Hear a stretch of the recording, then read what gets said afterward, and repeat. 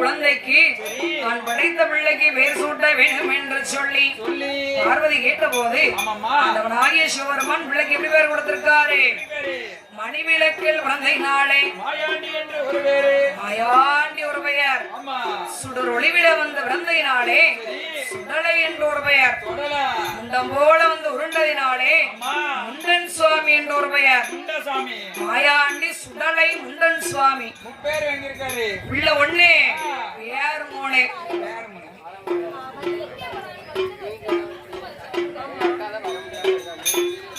உள்ள ஒண்ணு பேர் மூணு.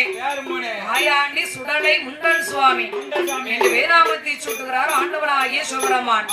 ஆதி சக்தியாகிய பார்வதியானவள் மகனாகிய மாயாண்டி சுடலை கையெழுத்து அப்படியே கொஞ்சிக் கொண்டிருக்கிறாள்.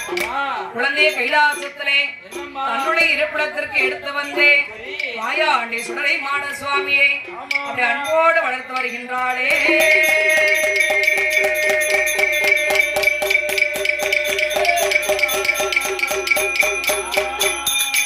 அந்த மையான சுடலைய அவதாரம் எடுத்தா மையான பேச்சியா வந்து பிறப்பேன்.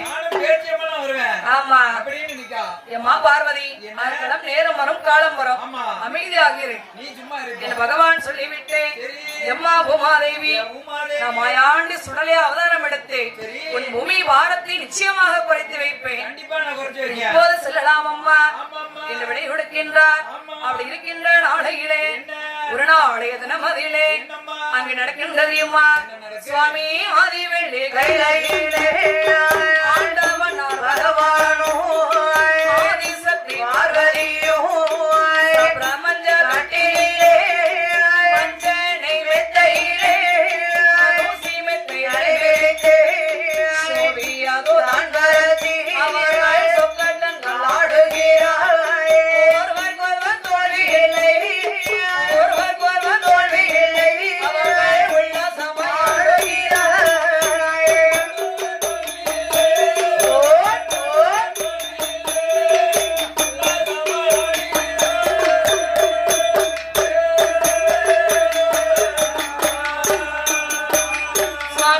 விளையாடும் வேளையில்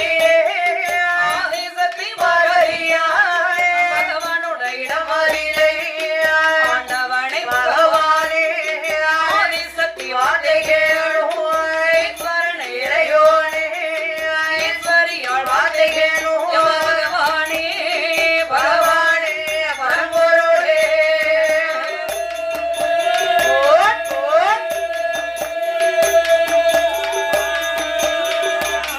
இந்த பார்வதியாள் பார்வதியாள் வார்த்தைகளோ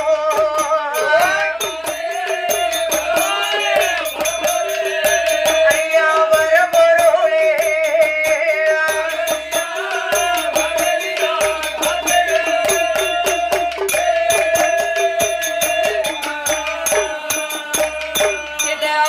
சக்தி பார்வதியாள் பார்வதியாள் ஆண்டவனர் பகவானிடம் பகவானிடம் உடனே ஏது சொல்வாள் ஏது சொல்வாள் விளைத்து வைத்த மனிதரே வடியாளக்க போகலையா வைத்த மணிக்கடே போகலையா ஆக்கி வைத்த மணிக்கடைக்கு ஆக்கி வைத்த மணிக்கடைக்கு மணிக்கடைக்கு முதலக்க போகலையா முதலக்க போகலையா போகலையா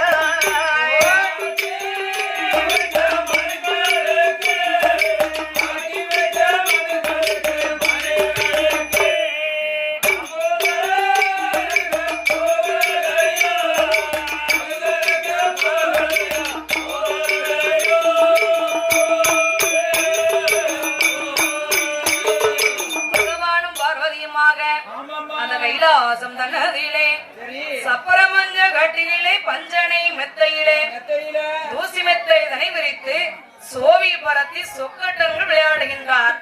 தூசி மெத்தனை என்னது? தூசி மெத்தனை என்னது? தட்டுனா தூசி பறக்க பேர் தூசி மெத்தை இல்ல, தூசியே ஒட்டாத மெத்தை, அதுதான் வெல்வெட்டு மெத்தை. பகவானும் பார்வதியுமாக சோவி பரத்தி சொக்கட்டங்கள் விளையாடுகின்றார். அவைகளுக்கு நீங்கள் படியிழந்திருந்தா உங்களை நான் நம்புதேன்.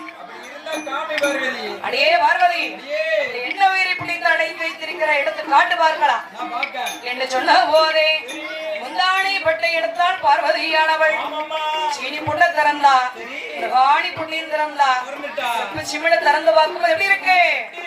சிமிழுக்குள்ளே 2 சிற்றரும்புகளும் வாயிலை தனியரசியை கவி கொண்டு சிமிழை சுட்டி சுட்டி வருகின்றது. அடே பார்வதி, 2 விரல் இருக்குதா இறந்து போச்சுதா? பார்வதியோ பயந்து நடுநடுங்கி விட்டாள். பகவான் படியிடத்தை நாங்கள் பரிசோதனை செய்து விட்டோமே, இப்பேற்பட்ட குற்றத்தை நாமல் செய்து விட்டோமே, உடனடியாக பகவானிடத்திலே மன்னிப்பு கேட்டாக வேண்டும். என்ன கூறுகின்றார் தெரியுமா? சுவாமி ஆண்டவனே பகவானே ஆதி சக்தி வார்த்தை கேளுவான், ஈஸ்வரனே இறையோனே ஈஸ்வரியால் வார்த்தை கேளுவான்.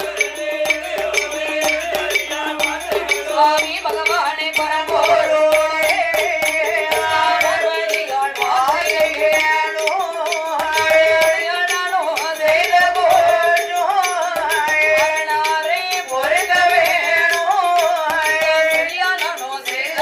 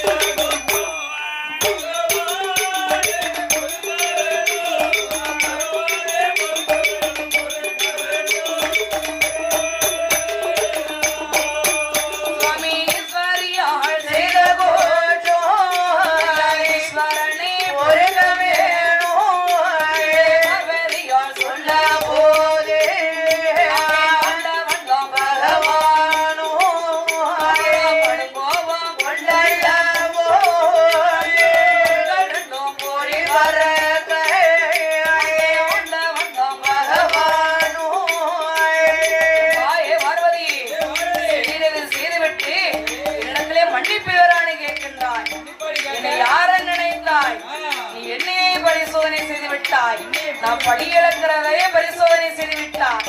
இந்த தொழிலை நீ பரிசோதனை செய்தினாலே இதோபடி சாபத்தை பாடி வெண்ணை பார்வதியே வாட்டை ஒன்று சொல்ல கேளு. இந்த அனைத்தாம் பரிசோதித்தா பாவம் தீர வேண்டுமானாய் கம்பை அஞ்சின் கரையாத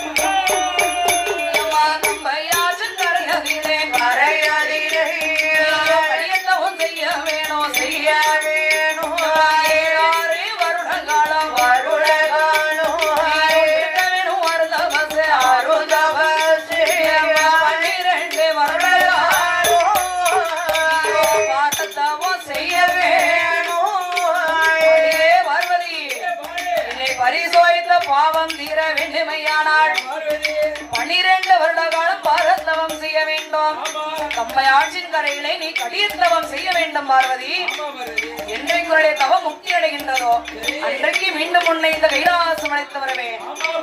இந்த பகவான் சொன்ன போதே பகவான் சொன்ன சொல்லை மீற முடியுமா?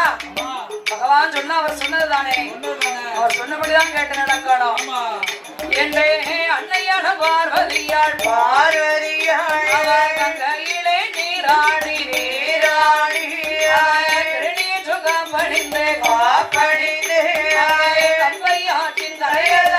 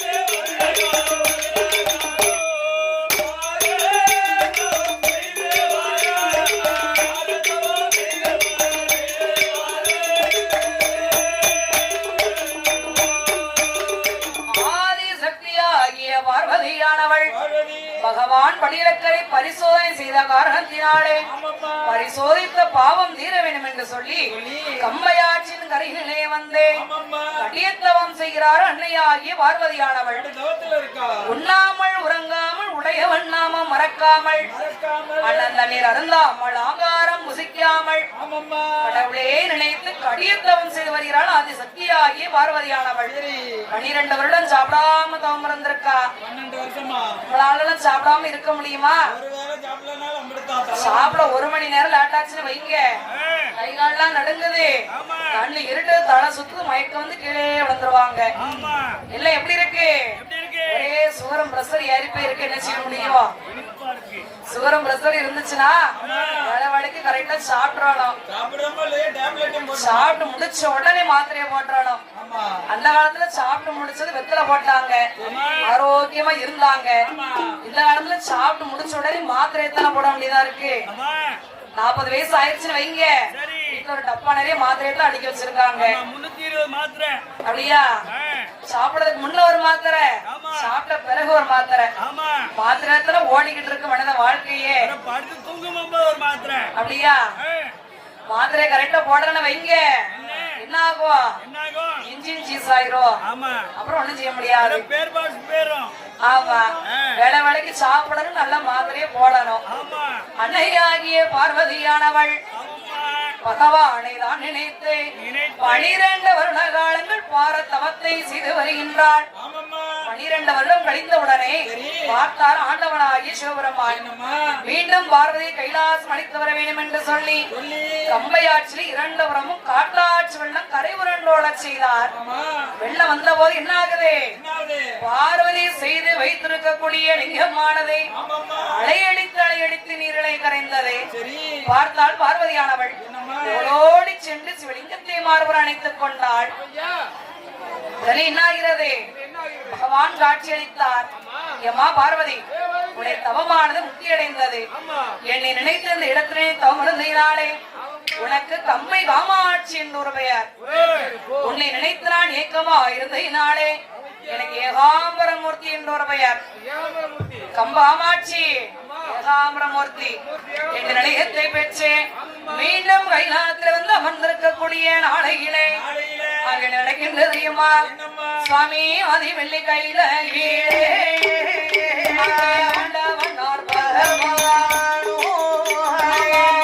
சக்தி பார்வதியோ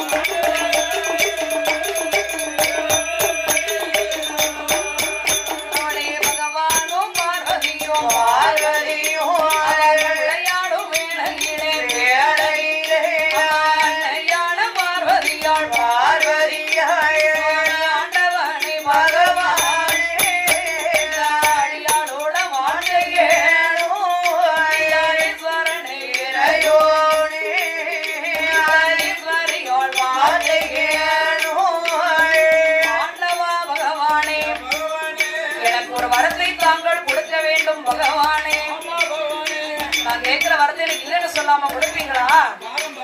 அம்மா பார்வதி, நீ கேட்டு எது நான் இல்லைன்னு சொல்லியிருக்கேன். என்ன வேணாலும் கேளுதாரே என்று பகவான் சொன்ன போதே அன்னையாகிய பார்வதியானவள் சுவாமி பக்கம் வைத்து விளையாட பலன் வரம் வேண்டும் சுவாமி, வேணும் சுவாமி, அருகில் வைத்து விளையாட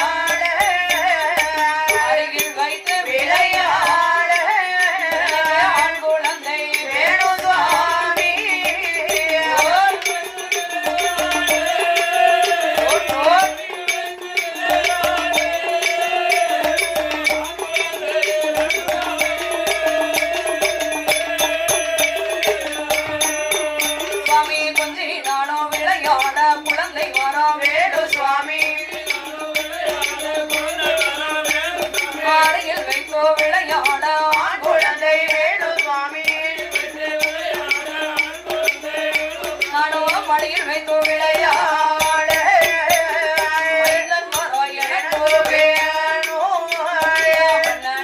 மழை குழந்தை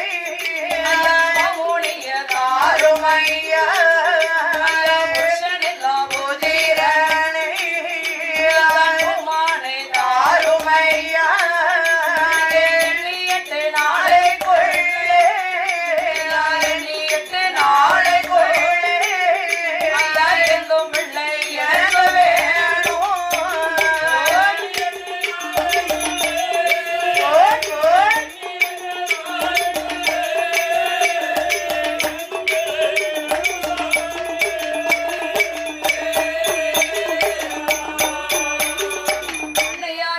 பார்வதியானவள் ஆண்டவனாகிய சிவபெருமாண்டத்திலே சுவாமி எனக்கு மடியில் வைத்து விளையாட மைந்தன் வர எனக்கு வேணும். கொஞ்ச நாள் விளையாட குழந்தை வர வேண்டும் சுவாமி. அருகில் வைத்து விளையாட அழகான ஆண் குழந்தை வேணும். எப்பேற்பட்ட பிள்ளை வேணும்? மன்னனில்லா மணி குழந்தை மாமணியே தாருமையா. புருஷனில்லா புத்திரனை பூமானே தாருமையா.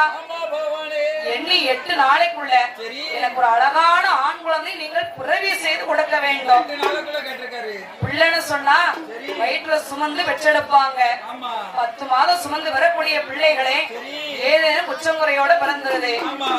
எண்ணி 8 நாளைக்குள்ள பிள்ளை வேணும்னு கேக்குறிய பார்வதி, எப்படி நான் கொடுக்க முடியும்? சுவாமி நீங்க நினைச்சா எனக்கு கொடுக்கலாம். பிள்ளை வரம் எந்தனுக்கு வேண்டும் பகவானே. பார்வதி நமக்குத்தான் ஏற்கனவே 2 பிள்ளைகள் இருக்காங்களே. ஆன போல ஒரு பிள்ளை அழகான ஒரு பிள்ளை இருக்கும் போது 3வது என்னமா இன்னொரு பிள்ளை வரம் கேக்குற? 3வது குழந்தையும் பாத்தீங்களா ஆண் குழந்தை தான் வேணும்னு கேட்டிருக்க அம்மா பார்வதி. ஏன்னா பெண்களுக்கு ஆண் குழந்தை மேலதான் பாசம் அதிகம், ஆண்களுக்கு பெண் குழந்தை மேல பாசம் அதிகம்.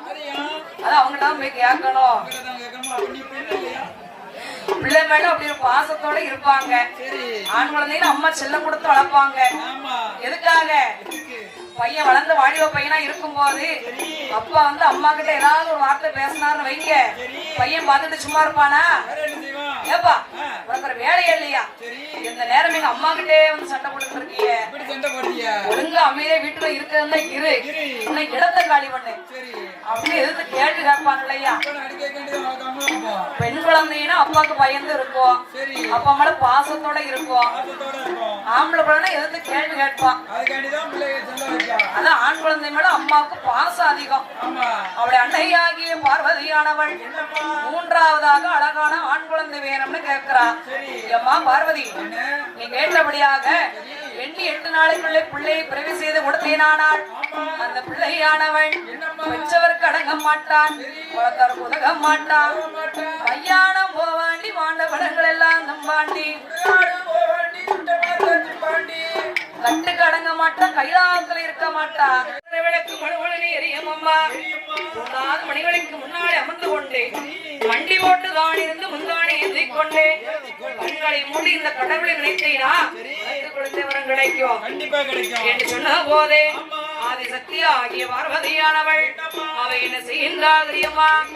ஆதிசக்தி பார்வதி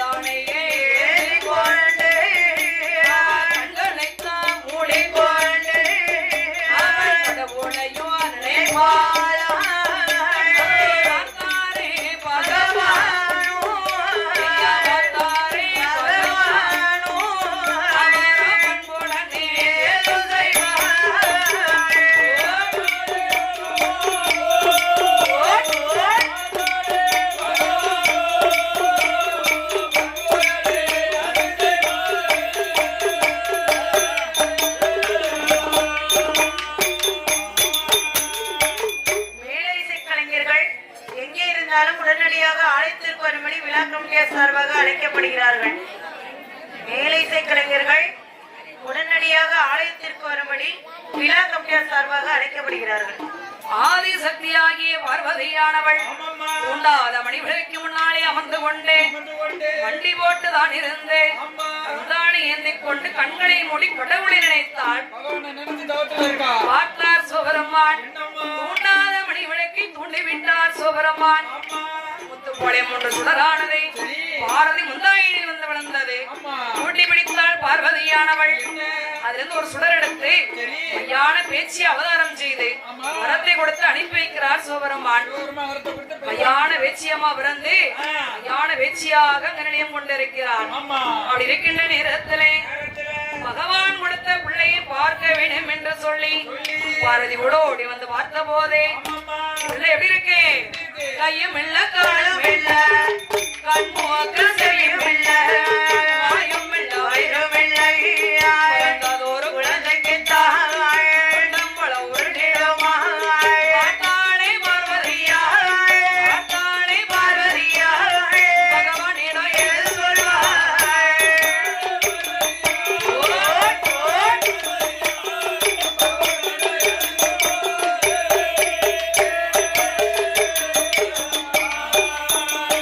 சுவாமி ஆண்டவனே பகவானே அமுதனந்த சங்கரனே பிள்ளை மரம் கேட்டதற்கே முண்டத்தை கொடுக்கலாமா?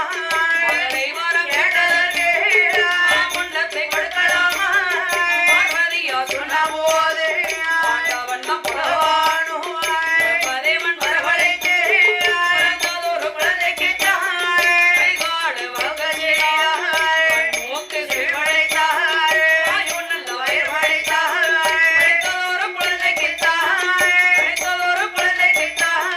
உயிர் கொடுத்த பகவானோ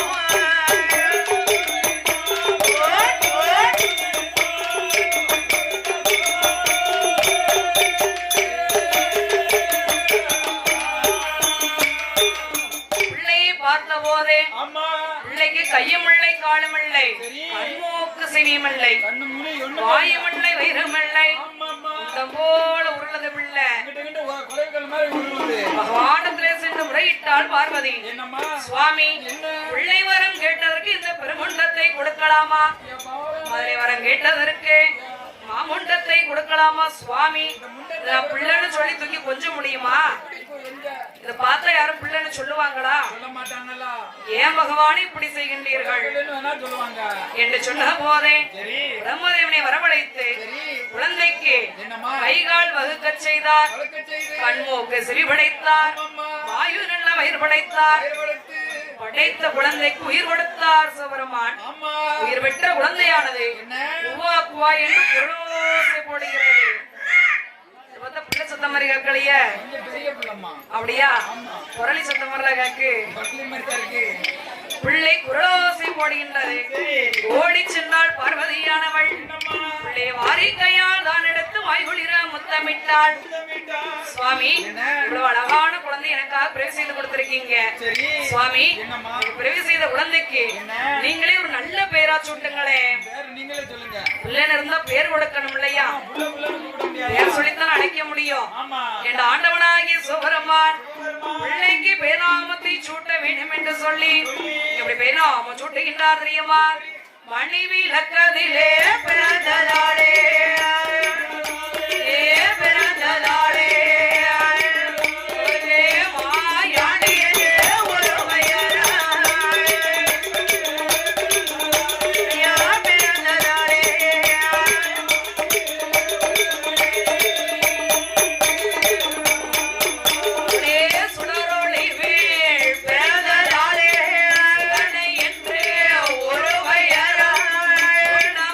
வந்து உருண்டதாலே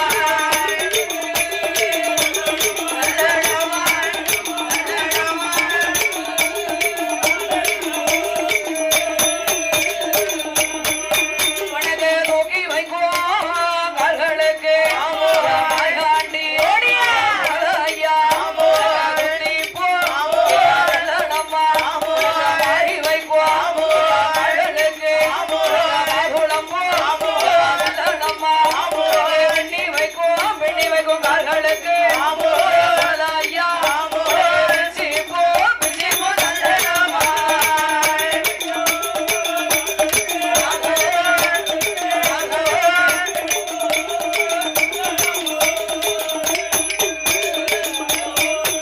ஐயா ஐயாவான சுடலம் தெய்வம்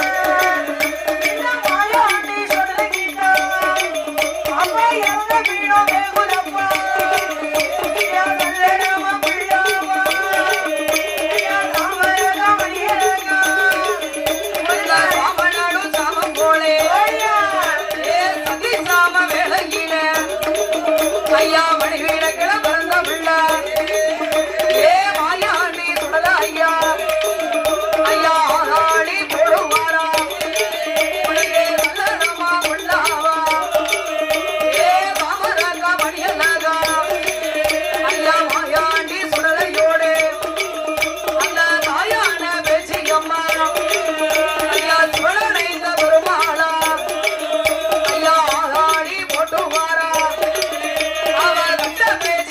பேச்சு ஏ காட்டுமான பேச்சியம்மா வீரப்பள்ளா விசடையா ஏ வச்சி கொண்ட திருமுகம்மா அவளது போரப்பள்ளா தங்க முகம் ஏ போங்காரி ஆடி வாரா அவ வெப்படைய கையிலெடுத்து ஏ தாயான பேச்சியம்மா அவ வீதி வீட ஆடி வாரா ஏ ஐயவான சுடலம் தெய்வம் ஏ கைலாசத்துல வளர்ந்த உள்ள ஐயா கடவுளுக்கும் திரும்ப கண்டா ஏ சில்லையில வளர்ந்த பிள்ளை ஏ சில்ல பிள்ளை சுடல ஐயா ஐயா கச்ச வாரஞ்சு கட்டி அவரம் கரும் கச்சா சுட்டளித்தா ஏ வாயாண்டி சுடல ஐயா அவர் ஆதாடி போடுவாரா ஏ கைலாச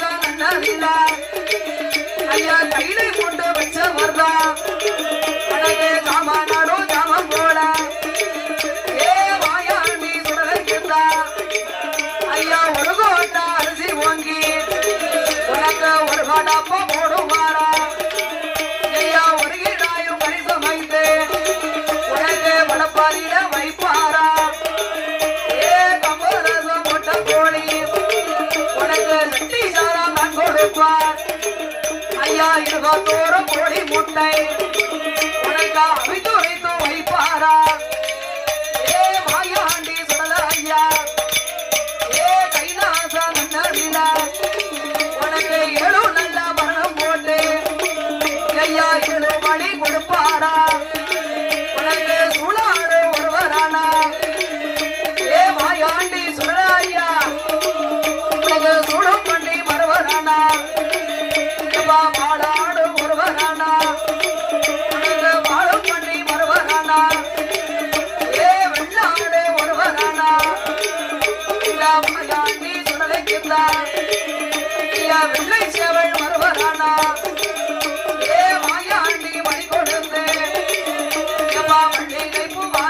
வந்தா ஐயா பெரியாண்டி பிச்சாண்டி ஐயா பேச்சு மகன் மாயாண்டி அம்மா தாயான பேச்சிங்கம்மா ஏ ஆடலாட மாடாய் ஏ தாயான பேச்சிங்கம்மா எனது வீரமய்யா வீசனையுமா ஏ வெற்றி கொண்ட திருமுகம்மா ஏ போயவாய போரமல்லா ஏ தாயான பேச்சிக்கிட்ட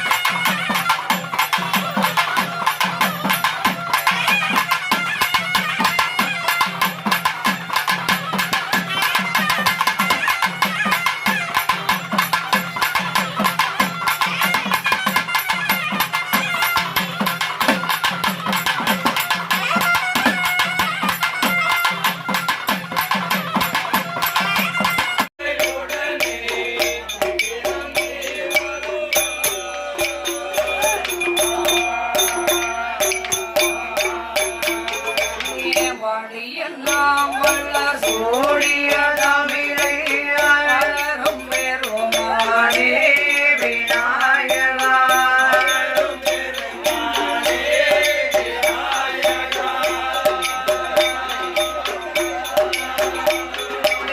பாடியெல்லாம் வல்லார் சூடிய தமிழை அலரும்